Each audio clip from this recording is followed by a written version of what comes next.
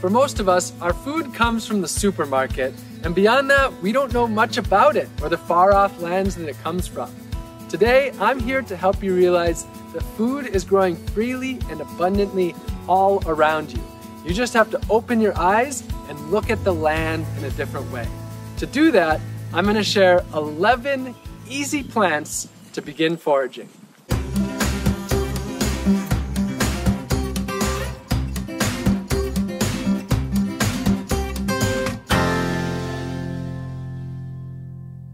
There are three main guidelines with the plants that I'm going to be sharing with you today. First, they're widely available. So these are plants that are spread out through much of the world or have very similar plants to them around much of the world. I'm focusing on plants in North America, although I am in France right now.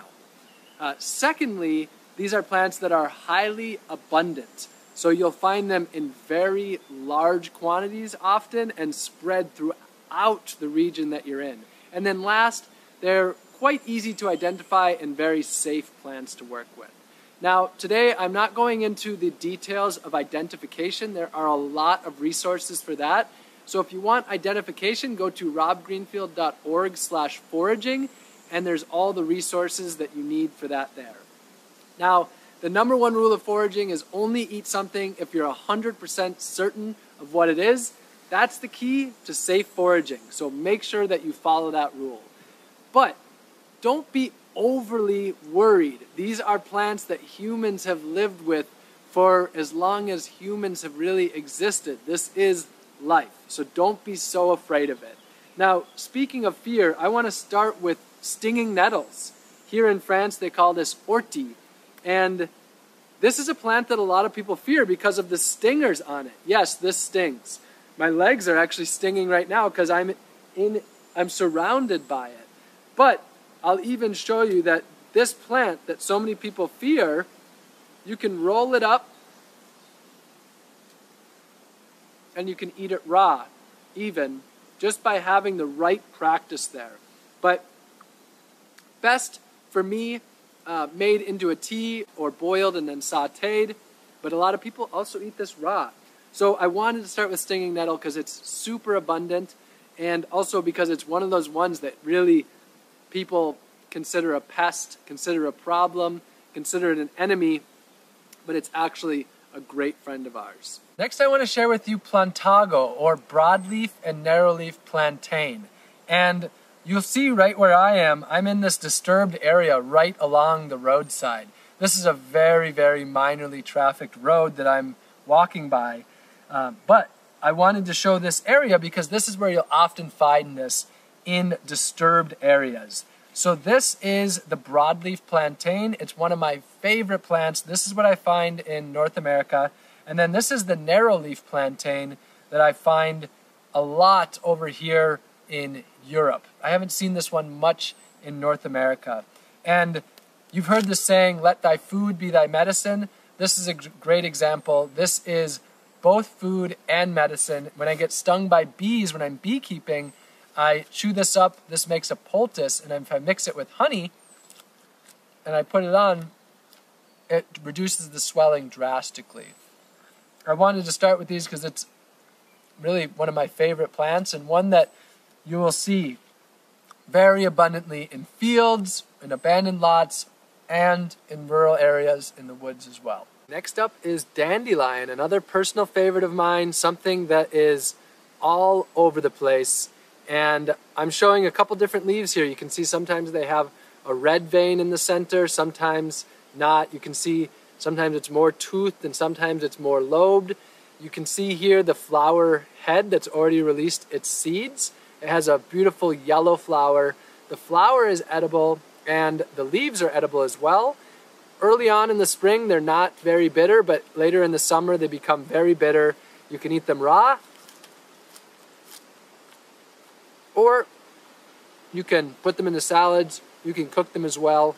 And the root is actually edible as well. It makes a coffee substitute when roasted. That one is not as much of a beginner thing because it has some processes compared to just eating the greens, adding them to your salad. So dandelions are definitely a good friend of the forager. So here is wild mint, and this is definitely one of my favorites because it is a wonderful little trailside snack and natural little pick-me-up and breath mint as well. This one's pretty strong. Really like to add this to salads. I make a nice sun tea from this. Just putting this in water and leaving it in the sun for the day really makes a nice sun tea, or of course you can make tea on the stove with it. That's really all that's needed to be said, is that mint is growing wildly and there's many varieties. Some that are growing in the water, some in moist areas, some in less moist areas like this. So many varieties and a wonderful little snack. Now I am in a bed of wood sorrel. This is wood sorrel all around me, or oxalis. Now you see the three lobes on this, maybe they would be called. A lot of people think that this is clover, but it's not. It's oxalis or wood sorrel. Now the good news is clover is edible as well. The flowers are edible of the clover, as well as the leaves. But this has a totally different taste.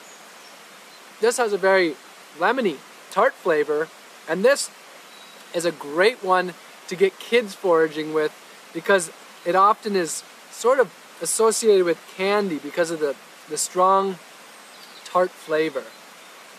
And you can see it being really low to the ground here, but I also see wood sorrel growing really tall. When I was in Southern California, I saw it growing over a foot and just in clumps that you could snip and have huge clumps for the salad. So wood sorrel, wonderful for kids, wonderful for a snack, wonderful for a salad, and if you mistake it with clover, clover's edible too.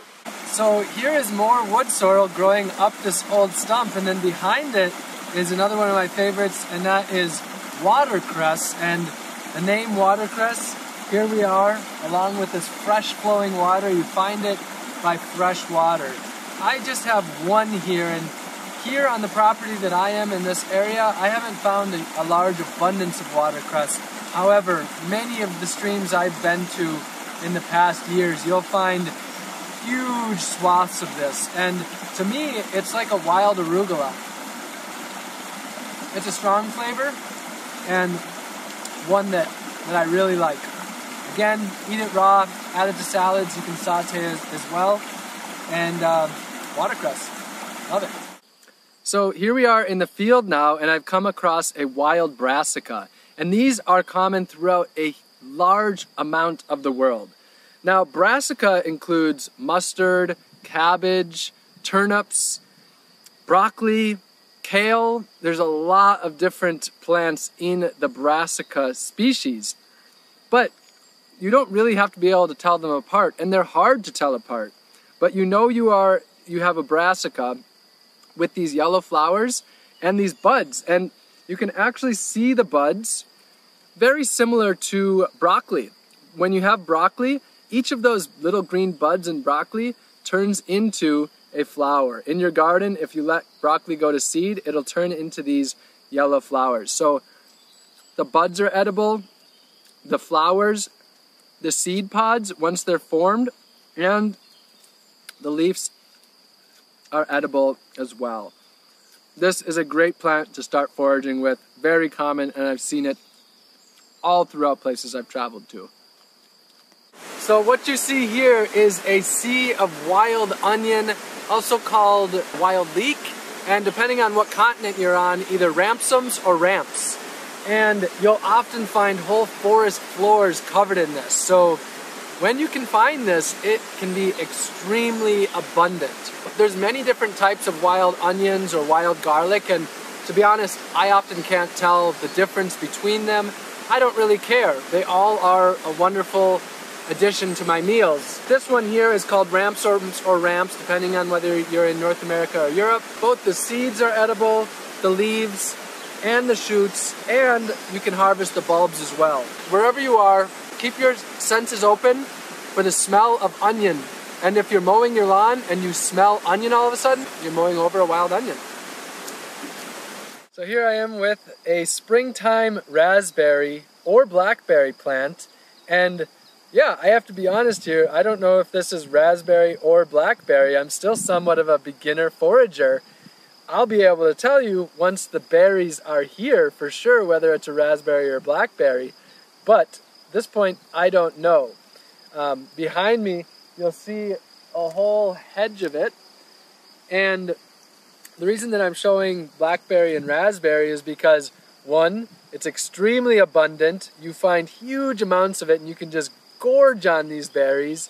Two, it's very widespread. I see this so often all across the United States, Europe, and other parts of the world. It is spread throughout. And it's also very easy to identify blackberries and raspberries. This is the plant here, but once the berries are out in a few months, it's still springtime here, it's mid-May, then you know it for sure. One thing to mention though, that a lot of people don't know, is that the leaves make a really nice tea. So even in the springtime, these plants can make a really nice benefit from a trip out to the woods or to the prairie or wherever you're going to find these. They're in the city and the countryside, spread throughout. Raspberries and blackberries aren't the only berries though. Of course, there's a really common one to forage is blueberries. Strawberries are growing all around this area right now as well. They're another really easy one to start foraging with. But once you get into the berry world, you'll realize there are hundreds of different edible berries that are out there. I just chose these because these are some of the most abundant and easy to identify. The last plant I want to share with you today is one that probably every one of you has bought at the grocery store, and that is apples. And this right behind me is an apple tree growing right here wild on the side of the road.